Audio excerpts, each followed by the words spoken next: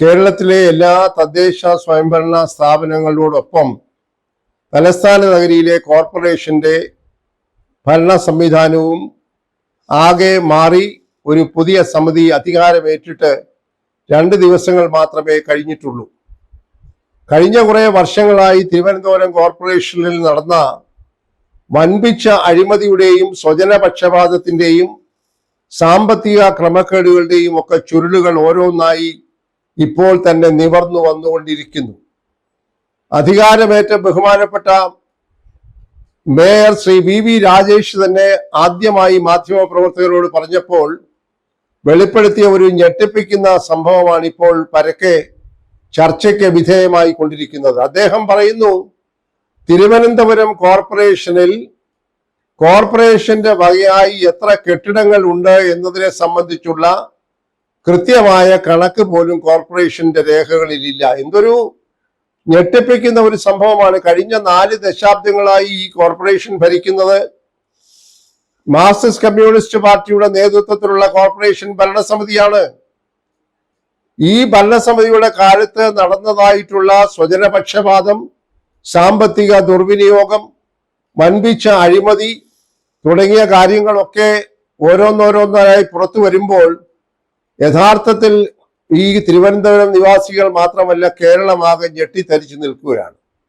എവിടെയെങ്കിലും പറയാൻ കൊള്ളാവുന്നതാണോ ഒരു കോർപ്പറേഷന്റെ ഭരണസമിതിക്ക് അല്ലെങ്കിൽ ഭരണ സംവിധാനത്ത് ആ കോർപ്പറേഷന്റെ കീഴിലുള്ള സ്വന്തമായ കെട്ടിടങ്ങളെ സംബന്ധിച്ച് യാതൊരു രേഖകളും ഇല്ല എന്നുള്ളത് ഒരർത്ഥത്തിൽ വിശ്വസിക്കാൻ വളരെ ബുദ്ധിമുട്ടുള്ളതാണ്. ഈ വിവാദം ഇപ്പോൾ ഒരു ചെറിയ ഒരു തലത്തിൽ ഉണ്ടായതിന്റെ ഒരു പശ്ചാത്തലത്തിലാണ് ഈ ഒരു നിരീക്ഷണം ഇപ്പോൾ പുറത്തു വന്നിരിക്കുന്നത്, അല്ലെങ്കിൽ ഈ വിവരം പുറത്തു വന്നിരിക്കുന്നത്. ശാസ്തമംഗലത്തുള്ള കൗൺസിലർ മുൻ DGP ആയിട്ടുള്ള ശ്രീമതി R ശ്രീലേഖ കോർപ്പറേഷൻ ഓഫീസിന്റെ ഒരു ഭാഗം തന്റെ ഓഫീസിനായി ആവശ്യപ്പെട്ടപ്പോൾ അവിടെ നേരത്തെ തന്നെ 7 വർഷമായി ഓഫീസ് പ്രവർത്തനം നടത്തുന്ന ബഹുമാനപ്പെട്ട പ്രശാന്ത് MLA-യുമായി ചെറിയ അഭിപ്രായ വ്യത്യാസങ്ങൾ ഉണ്ടായി. അങ്ങനെയാണ് ഇതിന്റെ ചുരുള് അഴിയാൻ തുടങ്ങിയത്. അപ്പോൾ അന്വേഷിച്ചപ്പോൾ ഈ കെട്ടിടങ്ങൾ ഒന്നും തന്നെ എവിടെയൊക്കെ ആണെന്നും അതിൽ നിന്ന് ലഭിക്കുന്ന വാടക ഇനത്തിലുള്ള വരുമാനം എത്രയാണെന്നും അതാരാണ് കൈകാര്യം ചെയ്യുന്നതെന്ന് സംബന്ധിച്ചുള്ള യാതൊരു രേഖകളും കൃത്യമായി കോർപ്പറേഷന്റെ ഓഫീസിൽ ഇല്ല എന്ന് പറയുമ്പോൾ മുൻ ഭരണാധികാരികളുടെ കെടുകാര്യസ്ഥതയും കാര്യശേഷിയില്ലായ്മയും വിവരക്കേടുമൊക്കെ വളരെ വ്യക്തമായി ജനം ബോധ്യപ്പെട്ടുകൊണ്ടിരിക്കുകയാണ്.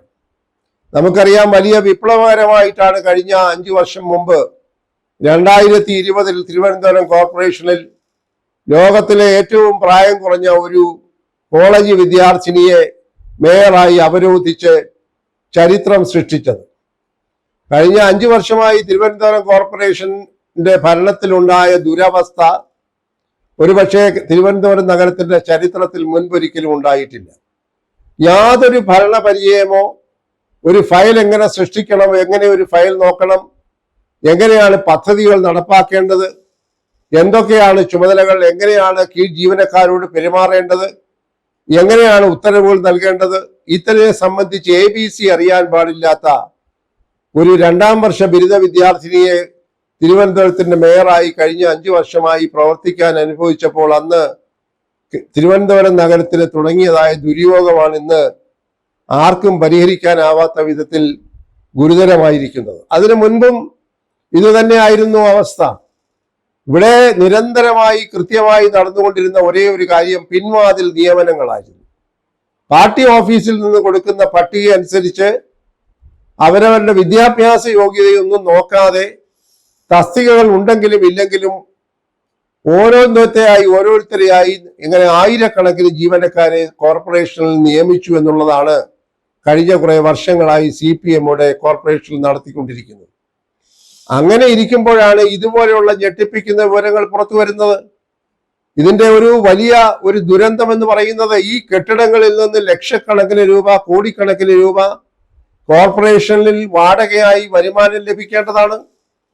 അങ്ങനെ ലഭിക്കുന്ന വരുമാനം കൊണ്ട് വേണം കോർപ്പറേഷനിലെ വികസന പ്രവർത്തനങ്ങൾ നടത്താൻ, റോഡുകൾ നന്നാക്കാൻ, തെരുവുവിളക്കുകൾ സ്ഥാപിക്കാൻ, മാലിന്യം നിർമ്മാർജ്ജനം ചെയ്യാൻ, അതുപോലെയുള്ള ഗതാഗത സൗകര്യങ്ങൾ ഒരുക്കാൻ, റോഡുകളുടെ മിനുക്കുപണി നടത്താൻ, ഇതിനെല്ലാം കോർപ്പറേഷന് പണം ഉണ്ടാകുന്നത് കോർപ്പറേഷന്റെ ആസ്തികളിൽ നിന്ന് ലഭിക്കുന്ന വരുമാനം കൂടിയാണ്. ഗവൺമെന്റിന്റെ സഹായമുണ്ട്, പദ്ധതികളുടെ സഹായമൊക്കെ പലയിടത്തു നിന്ന് കിട്ടുന്നുണ്ടാവാം.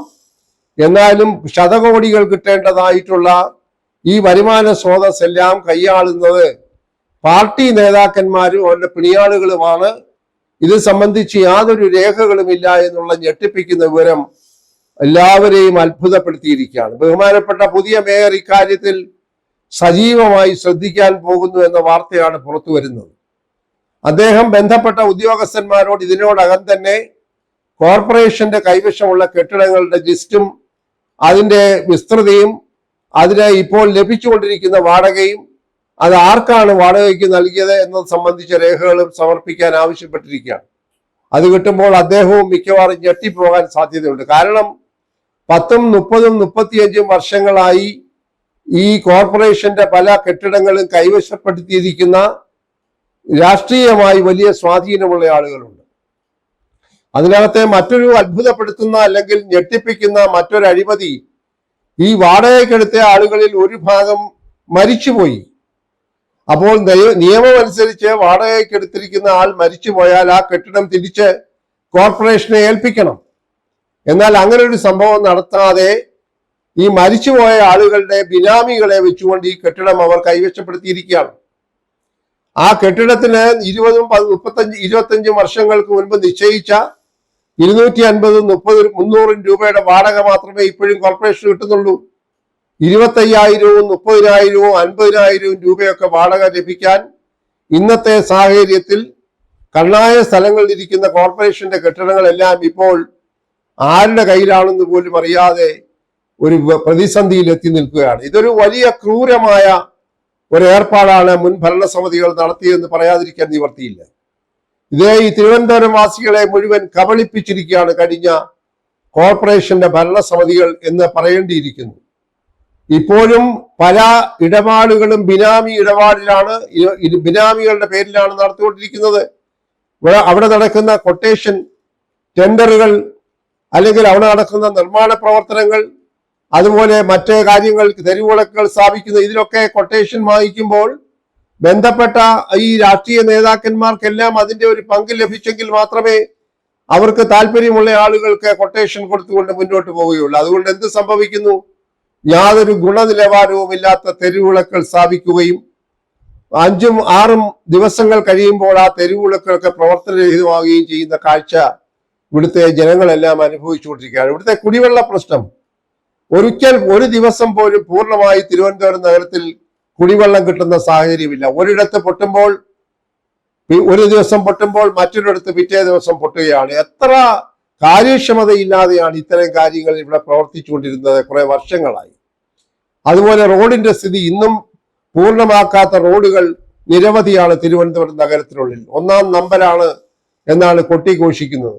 ഇവിടുത്തെ മാലിന്യ നിർമ്മാർജ്ജനം, ഇപ്പോഴും ഇത് പ്രശസ്തമായിട്ടുള്ള ഇവിടുത്തെ തോടുകൾ, തിരുവനന്തപുരം നഗരത്തിന്റെ മുഖമുദ്രയായി അറിയപ്പെടുന്ന പ്രശസ്തമായ ചരിത്ര പ്രാധാന്യമുള്ള ആമയിഴഞ്ചൻ തോട് പോലുള്ള തോടുകളൊക്കെ ഇന്ന് മാലിന്യ കൂമ്പാരങ്ങളായി മാറിയിരിക്കുന്നു. അതുകൊണ്ട് ഒരു ചാറ്റൽ മഴ പെയ്യുമ്പോൾ പോലും തമ്പാനൂരും കിഴക്കേക്കോട്ടയും ഒക്കെ കഴുത്തറ്റം വെള്ളത്തിലാകുന്ന ഒരു സാഹചര്യം ഈ നഗരത്തിലല്ലാതെ മറ്റെവിടെയാണ് ഉണ്ടാകുന്നത്? എന്തായാലും നമുക്ക് വിശ്വസിക്കാൻ കഴിയുമെങ്കിൽ ബഹുമാനപ്പെട്ട വി രാജേഷ് എന്ന പുതിയ മേയർ പറഞ്ഞു, 5 വർഷങ്ങൾക്കകം തിരുവനന്തപുരം നഗരം ഇന്ത്യയിലെ ഏറ്റവും പ്രശസ്തമായ 3 നഗരങ്ങളിൽ ഒന്നായി മാറുമെന്ന്.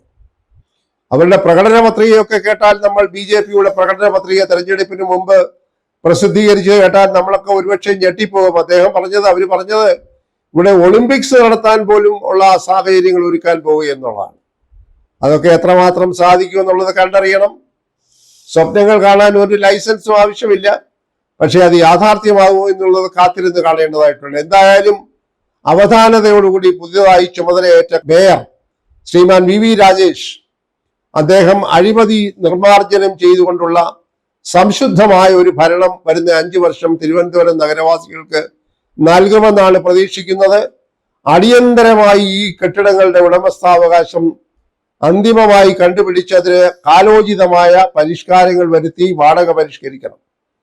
അർഹതയില്ലാതെ കയ്യേറിയ ആളുകളെ മുഴുവൻ ഒരു നിമിഷം വൈകാതെ പുറത്താക്കണം. അനധികൃതമായി നിയമനം നേടിയ ആളുകളെ ഒരു നിമിഷം പോലും കോർപ്പറേഷന്റെ ഖജനാവിൽ നിന്ന് പണം കൊടുത്തിനിയും നിയമനത്തിൽ തുടരാൻ അനുവദിക്കരുത്. ഇവിടെ ആയിരങ്ങൾ പതിനായിരങ്ങൾ വിദ്യാഭ്യാസ യോഗ്യതയുള്ളവർ, എഞ്ചിനീയറിംഗ് ബിരുദധാരികൾ, MBA-ക്കാർ, LLB-ക്കാർ, ബിരുദാനന്തര ബിരുദമുള്ള ആളുകളൊക്കെ തൊഴിലില്ലാതെ കിടന്ന് അലയുകയാണ്. എംപ്ലോയ്മെന്റ് എക്സ്ചേഞ്ചിൽ പേര് രജിസ്റ്റർ ചെയ്തിട്ട് PSCയുടെ റാങ്ക് ലിസ്റ്റിൽ പേര് ഉൾപ്പെട്ടിട്ടും തിരുവനന്തപുരം നഗരത്തിന്റെ തെരുവിൽ കിടന്ന് ശയനപ്രദക്ഷിണം നടത്തി ഒരു തൊഴിലിനു വേണ്ടി കേണപേക്ഷിക്കുകയാണ്. അങ്ങനെയുള്ള ആളുകളെ കണ്ടെത്തി അവർക്ക് അർഹതയുള്ള തൊഴിലിന് ആവശ്യമുണ്ടെങ്കിൽ അവരെ തൊഴിലിടങ്ങളിൽ നിയമിക്കണം. ഈ പാർട്ടി ഓഫീസിൽ നിന്ന് ചിറ്റ് കൊടുത്ത് നിയമിക്കപ്പെട്ട ആളുകളെ മുഴുവൻ 24 മണിക്കൂറിനകം പുറത്താക്കണം. അതിനകത്ത് യാതൊരു തരത്തിലും ഒരു മാർദ്ദവ സമീപനം സ്വീകരിക്കാൻ പാടില്ല. കാരണം അവർ അർഹതയുള്ളവരല്ല. അതിൽ അർഹതയുള്ളവരെ പിരിച്ചുവിടണം എന്ന് നമ്മൾ ആവശ്യപ്പെടുന്നില്ല. അർഹതയുള്ളവരെ അവരുടെ അർഹത പരിഗണിച്ച് നേരായ മാർഗത്തിലൂടെ അവരെ പുനർനിയമിക്കണം എന്നുണ്ടെങ്കിൽ നിയമിക്കേണ്ടത് അതിനുള്ള നടപടികൾ സ്വീകരിക്കണം. അതുപോലെ മാലിന്യ നിർമ്മാർജ്ജനത്തിന് അടിയന്തരമായ നടപടികൾ പ്രായോഗികമായി സ്വീകരിക്കണം. അതുപോലെ വലിയൊരു പ്രശ്നമാണ് തെരുവ് നായ്ക്കളുടെ ശല്യം. അതിന് ശാസ്ത്രീയമായിട്ടുള്ള നടപടികൾ സ്വീകരിച്ച് ആ പ്രശ്നം പരിഹരിക്കണം. അതുകൊണ്ട് വലിയൊരു വെല്ലുവിളിയാണ് പുതിയ മേയർക്കും പുതിയ ഭരണസമിതിക്കും ഉള്ളത് എന്നത് പകല് പോലെ വ്യക്തമാണ്. ആ വെല്ലുവിളി ഏറ്റെടുത്തുകൊണ്ട് കാര്യക്ഷമമായ ഒരു ഭരണം തിരുവനന്തപുരം നഗരവാസികൾക്ക് നൽകാനായി ശ്രീമാൻ VV രാജേഷിനും അദ്ദേഹത്തിന്റെ ടീമിനും സാധിക്കുമെങ്കിൽ ഈ ഒരു മാറ്റം ഒരു അനുഗ്രഹമാണ് ആണ് എന്ന് തിരുവനന്തപുരം നിവാസികൾ ഏക ശബ്ദത്തിൽ പറയും, ഏക സ്വരത്തിൽ പറയും. അത് പ്രവൃത്തിയിലൂടെ തെളിയിച്ചു കാണിക്കണം.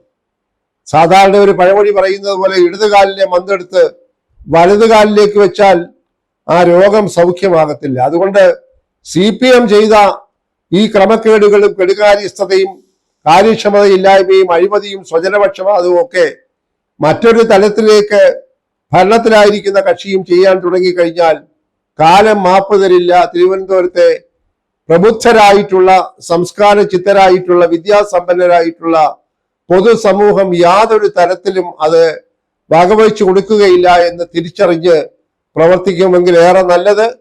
വലിയ പ്രതീക്ഷയോടുകൂടിയാണ് തിരുവനന്തപുരം നഗരത്തിലെ വാസികൾ അവിടെ ഇപ്പോൾ നിൽക്കുന്നത്.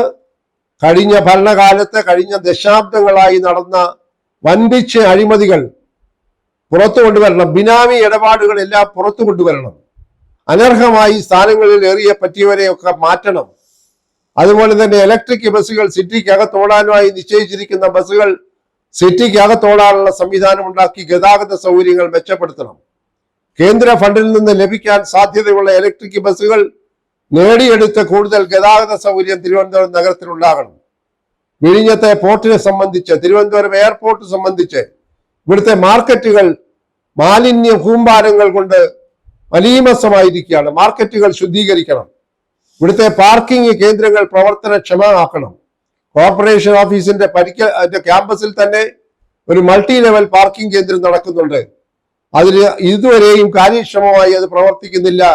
അതിന്റെ നിർമ്മാണത്തിലൊക്കെ വൻപിച്ച അഴിമതി ഉണ്ടെന്നുള്ള ആക്ഷേപമുണ്ട്.